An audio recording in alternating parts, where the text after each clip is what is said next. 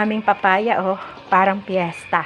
Para to sa mga construction boy natin ngayon. Ubus nila yan. Ang unang step sa pagluto ng papaya, lagyan po natin siya ng asin. Tapos lalamas-lamasin po natin at banlawan natin ng 3 beses.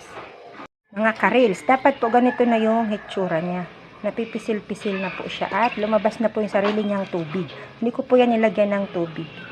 Rin po tayo ng alamang or balaw sa Bicol. Ilagay na natin ang alamang. Dapat nahugasan na po yan. Bango na. Ilagay natin ang tanglad. Lalong babango yan. Hindi kompleto ang gata pag walang tanglad or lemongrass. Naglagay na rin po ako dito ng sahog na isda. Check natin po. Ayun. Konti na lang. Maubos na yung labsaw. Pag naubos na po ito, ilagay natin yung unang lamas. Ilagay na po ang purong gata o yung unang lamas. Luto na ang ating ginataang papaya. Sana lagi po tayong safe, lalo na yung mga taga-Albayanos dyan. Thanks for watching!